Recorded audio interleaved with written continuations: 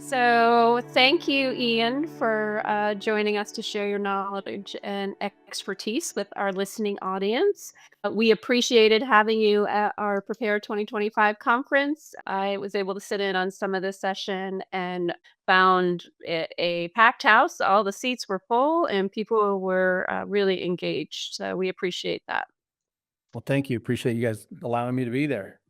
You're very welcome. So, if you could actually start, so our intention also is to sort of be able to take the information you shared at the conference beyond those who were able to be in seats to the much larger audience of Maryland stakeholders. So if you could start by just introducing yourself and sort of either the organization you represent or the work you do. Yeah, absolutely. So my name is Ian Lopez. I'm currently the Director of Safety and Security for the Cherry Creek School District in Colorado. That's a suburban school district just on the south end of Denver. We're the fourth largest district in the state with about close to 55,000 students and about 9,000 employees.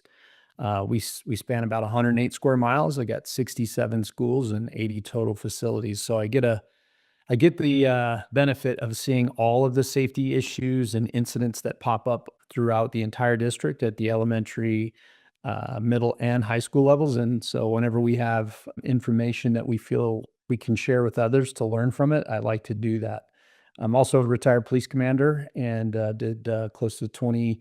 Well, I did 20 years at my law enforcement agency, and I've been in the public safety business now between schools and law enforcement for more than 25 years. Great. Thank you for that. Talk to us about what the information you shared at the conference. So you had roughly 60 minutes to pack a lot of information in, but just some couple of the really key points that are important for folks to who weren't there, right, to be aware of. Absolutely. So our presentation was called Lessons Learned in Lockdown.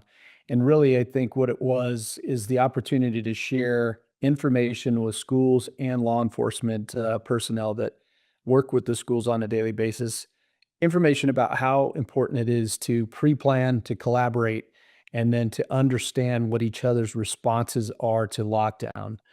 One of the points of emphasis that I really try to speak to is, during a lockdown, a lot of times teachers and students are left in a classroom in the dark, literally in the dark without any information. And so one of the things we did at Cherry Creek when I arrived here in 2019 was we took a look at the lockdown protocols, which were all over the place. We standardized them by use of the standard response protocol that is put out by the I Love You Guys Foundation. And then we really listened to teachers as to what things were concerning to them when we had lockdown drills and lockdown events. And one of the biggest things that they over time articulated to us was that it's scary being in the lockdown by itself, but it's worse not knowing any information, just sitting in the dark. So as a result of that, is we worked with one of our AED partners here and built out some software and a communication tool called Red Bag, and that it was specifically designed to provide teachers and students communication during a lockdown event to provide them information so that they felt empowered. They had knowledge of what was going on. We could provide them information about what next steps were to occur. And really, through that process, we were able to kind of change the dynamic of how we did lockdowns and how teachers and students felt about them. By providing this tool and by having this two-way communication in the classroom, it really made us be able to pivot out of lockdown much quicker because in cases where things were resolved quickly or it was determined to be safe, we could tell them that, and then we could move out of lockdown and move to a hold. So we really focused a lot on staggering or I guess you would call them sequencing the SRP, the hold directive and the lockdown directives to our benefit so that we didn't leave staff and students in lockdown any longer than necessary. And we got them information right away so that that could really help them in their recovery process. It helps them understand what's going on, helps them understand who's out there supporting them, and it really gives them an opportunity to control the narrative inside their classroom a lot more so than they ever could before. Yeah, I really a couple of the things you've said there, I just want to capitalize upon and have you. So the concept of listening to staff and students, right, following these events, and by events I mean just the drill, right, the lockdown drill. So for our listening audience, and just to make sure we're on the same page, Maryland, Colorado, we are definitely promoting as a state sort of statewide implementation of the I Love You Guys standard response protocol. So we're all using the same words. But for our audience, can you define what a lockdown drill and or sort of situation would be?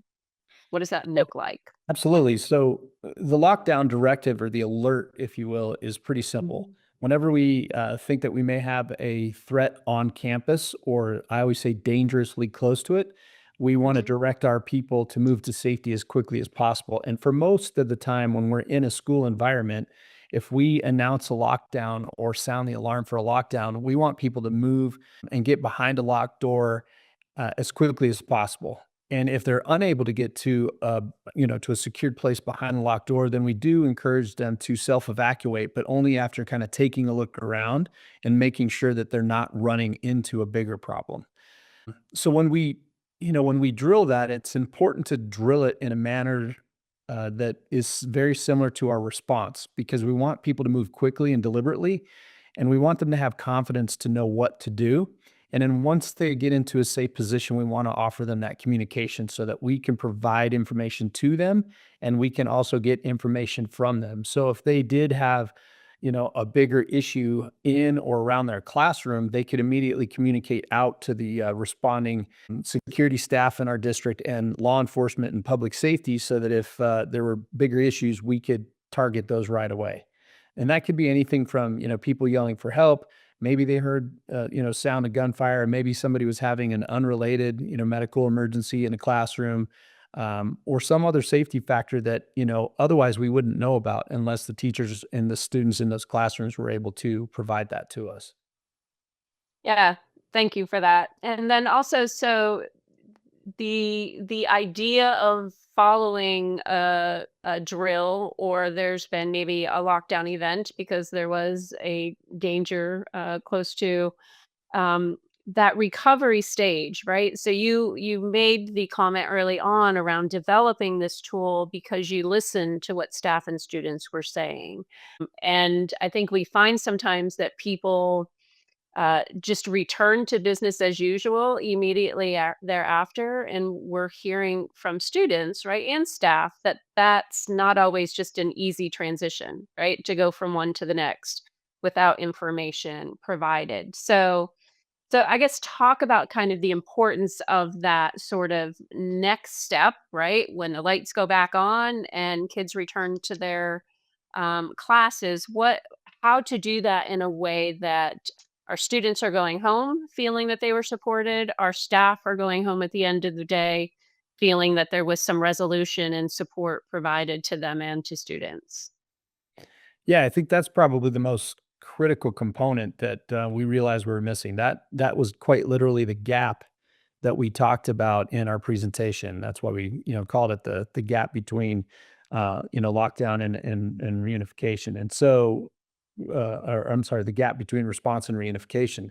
So the sooner we can provide information to the students and staff who are in lockdown, then they can process that in their own minds, right? They can develop safety action plans within their own classroom or they can provide reassurance if something's rendered safe and they know that, hey, there's still a little bit of work or cleanup work to do in terms of managing the event. But if they know that they're safe right away, then they can immediately switch their focus and start their own personal recovery process. And then the teachers can help the students and it just starts that movement much sooner. And then in terms of providing actual, I guess, more structured recovery process, then we know going into that if kids are impacted, depending on the complexity of the incidents, we know how people, or we may know what sort of support they may need. And it could be just as simple as a few minutes to talk through some stuff or to get better understanding of what happened. So by debriefing the incident with everybody, they're able to sort of get closure around that and wrap their heads around it. Then, when we communicate that information to parents, everybody kind of has that information that they can then use to talk with their kids about, staff members can talk to each other about, and we can really get back to normal sooner than later because we're Mhm. able to get that recovery process started early on. Yeah, no, very great point, and it is a gap, right? One that hopefully we can close in Maryland as well this year. So during sort of a previous conversation, you shared some of the importance of this collaboration between law enforcement, first responders, school-based staff, and I'm going to throw in there even students, right? That in the world of school safety, we continue to see some of these things happening in silos. From your experiences, kind of talk to us about the importance of those silos breaking down, right? And there being one team kind of working together. Yeah, absolutely. So, from my experience in law enforcement, I was always kind of scratching my head saying, "Hey, why are we continuing to do some of these things from a tactical standpoint or police management standpoint when a threat was already, neutralized or a threat was really never in the building?" A lot of lockdowns, as we know, happen as a result of either Mhm. false alarms, if you will, or it Mhm. was a valid reason to call a lockdown, but it's quickly determined to be safe. Right. And so when things like that happen, we don't need, a full-blown tactical response to continue if we've rendered things safe. And so it's very important that police understand how the lockdown process should work inside of a school. It's important for schools to understand what law enforcement's responses are going to be. And then we both need to be able to pivot to, to a different method of clearing that school and getting back to normal based on what information we have. So if it's rendered safe, we shouldn't have cops, busting in doors with rifles out. There's just no need for that. But the only way you can get to that point is if you're able to communicate during both, during the incident to both sides of that equation. And the most important way, or the best way, I should say, to get to a place where you can do that successfully is by utilizing tools that you have and practicing in the planning stages. I think far too many schools still, even though we have good relationships with our SROs, there's just not enough collective planning to talk about how we would respond to and pivot from different, tactics once police get in the building. And I know it's challenging because there's not often a lot of time during the school day, but it's imperative that school administrators and police leadership take the time to get together and vet out some of the things that may or may not need to happen during a lockdown event so that we can handle it appropriately given the nature of the incident. Yeah, that also makes me think of sort of trust, right? The my experiences sometimes, right, is being able to trust each other, trust some of the decision making on both sides as well. 100%. And the best way to do that Mhm. is to meet each other before the crisis happens. If you get to know each other, maybe Right. share a lunch, talk through the different perspectives. I think 99% of the time you'll figure out that everybody wants the same end goal. It's just that Mhm. there's different perspectives on how to get there. So if you can work that Mhm. out ahead of time, it's much easier than trying to do it in the moment when all the stress is piled on top of you. Yep. Yep. So, last thing, so you again have been a great proponent and continue to help advance the I Love You Guys Standard Response Protocol. In your response, you kind of spoke to that transitioning between different protocols, right? The hold to lockdown, back to hold kind of dynamic. Any tips for our school based staff, audience members around making those decisions that allow you to pivot between the protocols? So I think the single biggest key to that is being able to train it and then communicate it in the moment that you need it. I know as a general rule, the lockdown protocol suggests that that teachers and students will not open the door and there will be no movement or sound coming from that room until law enforcement comes into the room.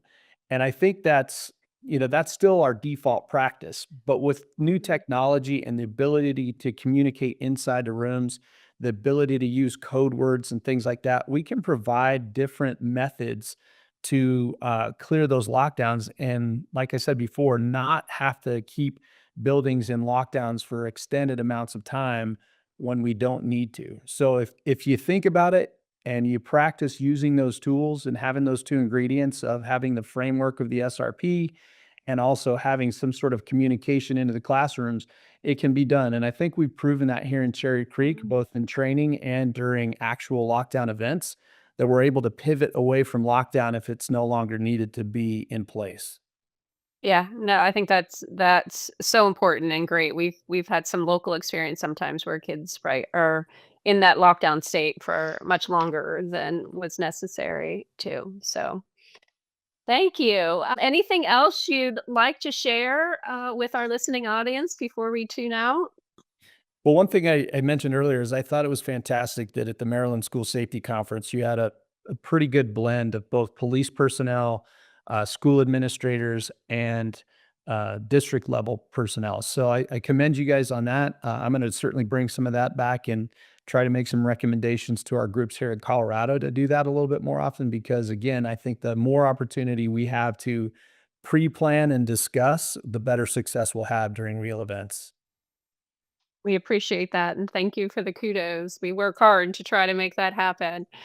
All right. Well, again, Ian, thank you for your time both at the conference as well as meeting with us today. Have a great rest of the summer and a awesome 25-26 school year. Thank you very much, Kim. You too.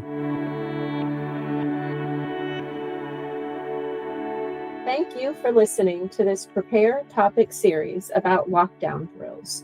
We hope you found the information useful.